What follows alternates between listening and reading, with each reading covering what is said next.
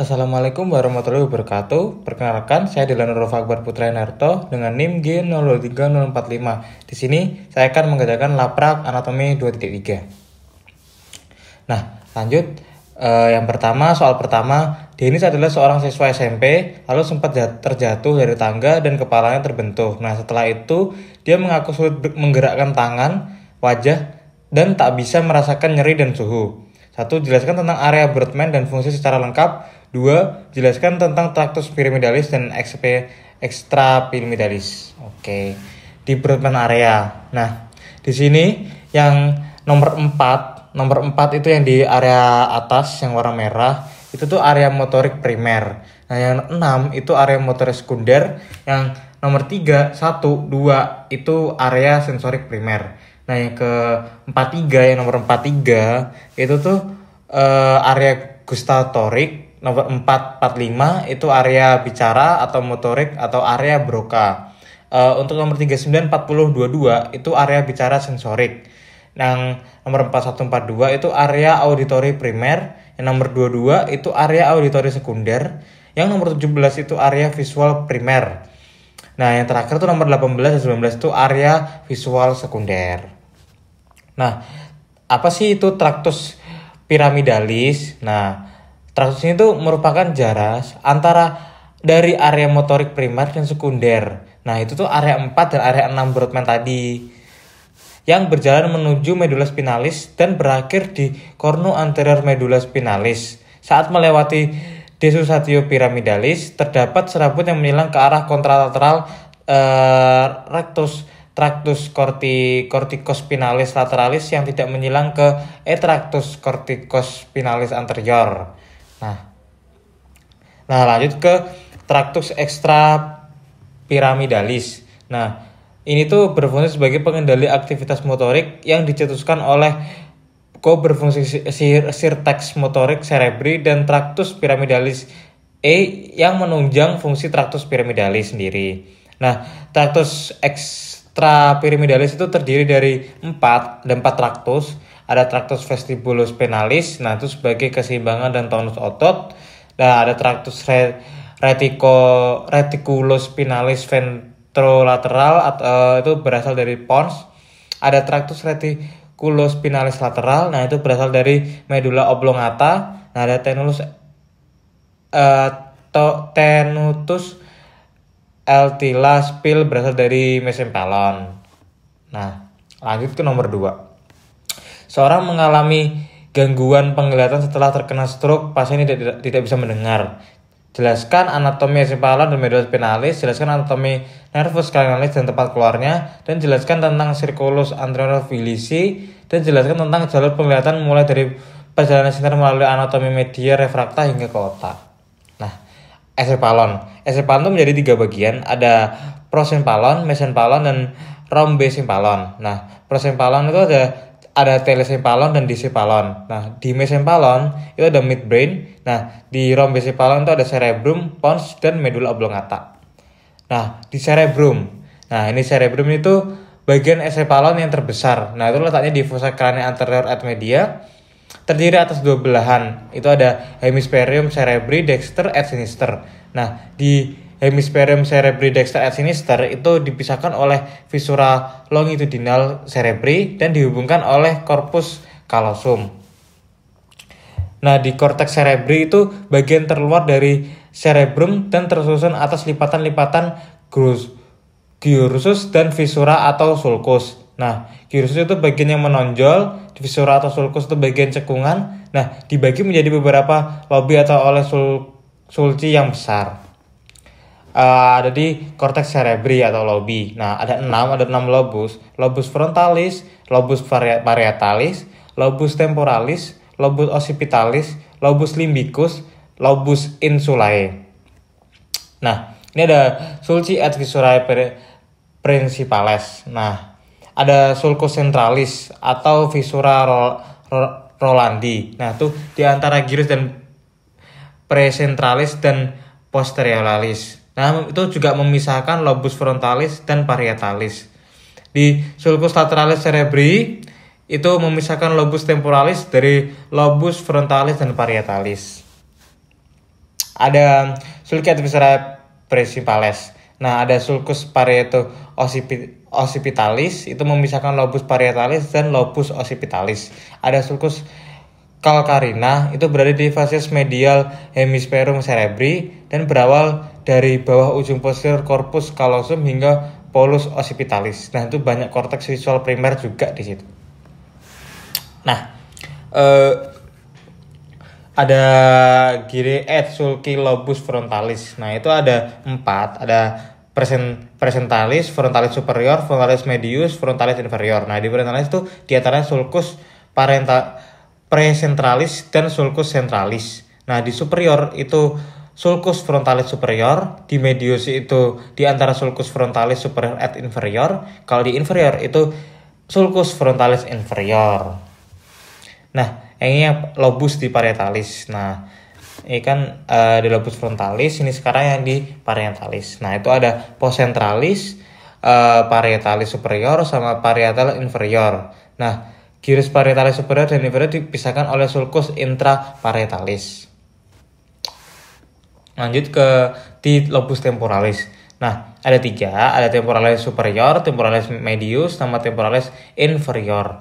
Nah, di superior itu berada di inferior sulcus lateralis, di superior sulcus temporalis superior. Nah, kalau di medius itu di antara sulcus temporalis superior et medianus.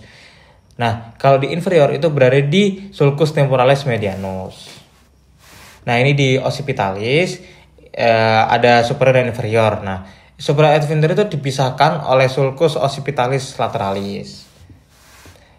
Di limbucus itu berada di fases medialis hemispherium cerebri dan mengelilingi corpus callosum dan diencephalon. Nah, itu ada gyrus cinguli, ada parasihipocampalis, ada area subcallosi, ada formatio hippocampi.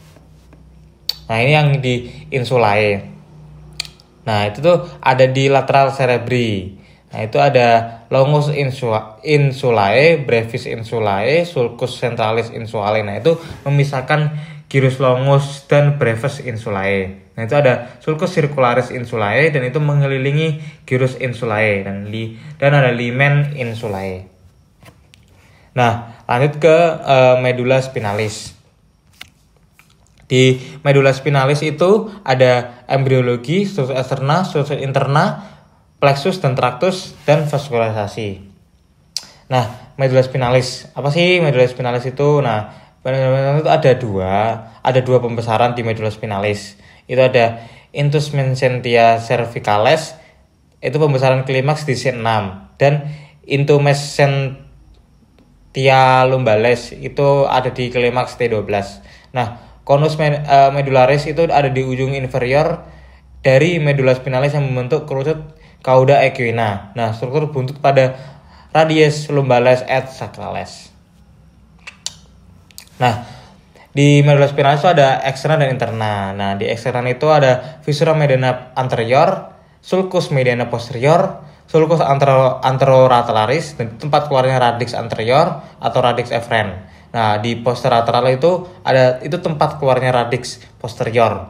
Nah, kalau di interna itu ada substansi alba. Nah, itu tuh warnanya putih karena isinya adalah serabut saraf yang terselubung menyelimuti substansi albanya. Akan dibagi menjadi 3 bagian. Ada funiculus anterior, funiculus lateral, sama funiculus posterior. Nah, di substansia grigia itu warnanya itu abu-abu karena didominasi oleh badan sel saraf. Nah, itu di tengahnya tuh terdapat kanalis centralis yang nantinya akan terisi LCS hingga ke ventriculus terminale. Nah, ini ada plexus medulla spinalis. Nah, plexus cervicalis itu dibentuk oleh primaris ventalis dan nervus cervicalis.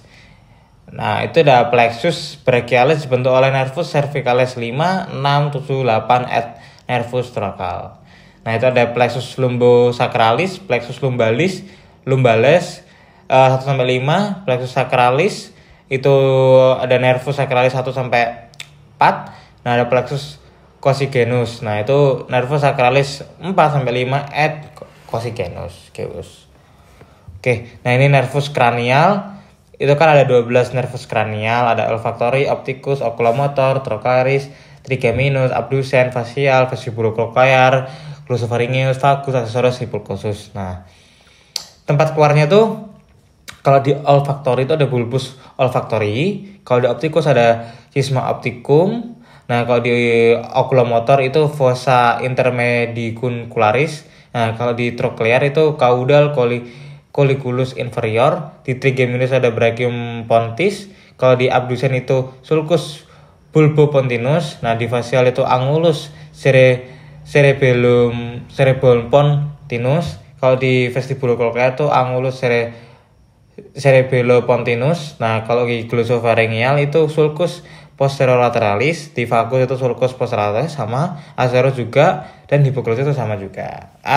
Di hipoglossus itu sulcus anterolaterales. Nah, keluarnya pons, keluar dari medulla oblongata sama keluar dari cerebrum. Nah, ini ada circulus anterior wilisi. Nah, ini tuh itu tuh dia ada di caratus interna atau anterior. Nah, itu bercabang menjadi arteri cerebri anterior dan arteri cerebri media. Nah, itu ada dua arteri vertebralis posterior dan bersatu menjadi arteri basilaris. Nah, itu juga memvaskularkan truncus cerebri dan kemudian bercabang menjadi arteri cerebri posterior. Nah, ada dua juga arteri cerebri anterior, dan itu dihubungkan oleh arteri communicans anterior, ada cerebri posterior dan arteri cerebri media. Nah, itu juga dihubungkan oleh arteri communis posterior. Nah, ini ke media refracta. Di media refracta ada 4, ada kornea, aqueous humor, lensa, vitreous humor. Nah, ini ada musculus levator palpebra superior, obliquus superior, obliquus inferior, rectus superior, rectus inferior, rectus medialis, sama rectus lateral.